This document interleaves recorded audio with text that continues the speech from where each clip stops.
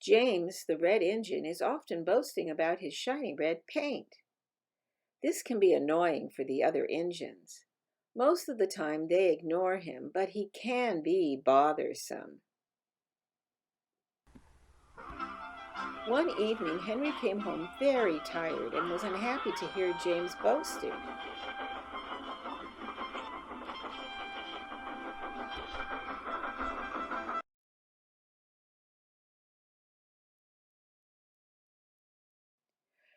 "And so," said James, "I banged the naughty trucks and pulled them down the hill before they could say anything."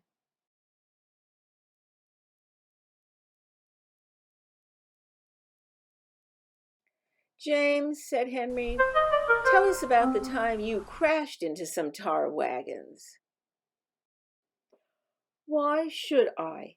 asked James. "I learned my lesson. Why, if you crashed into some tar wagons—" "Pooh," said Henry, "that would never happen to me. I'll prove it to you."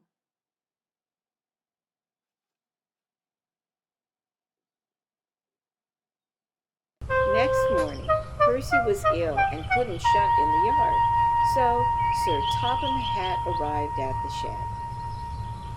shed.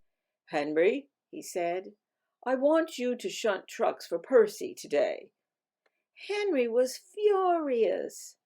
"Me shunt?" he exclaimed, and he went away grumbling.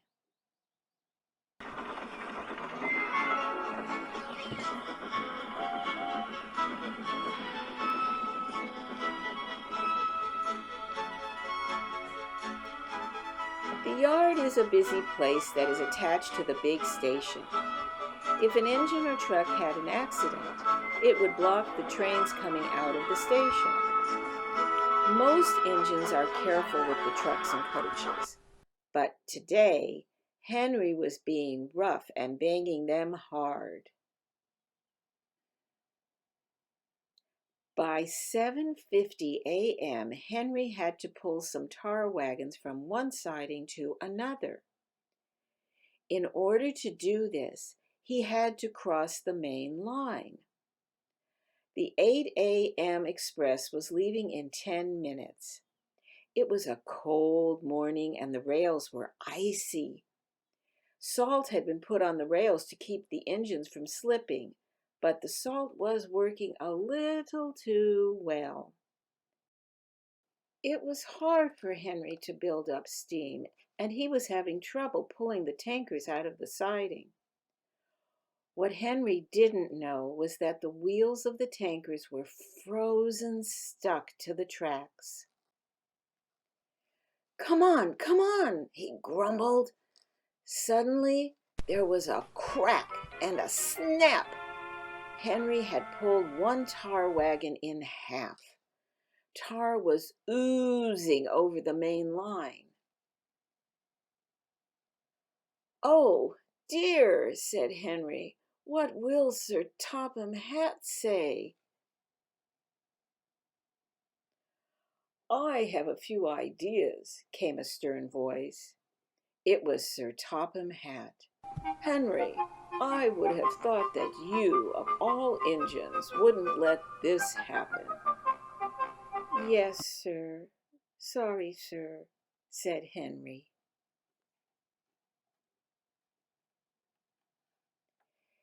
Edward helped to clean up the mess, and Boko did Henry's work for the day.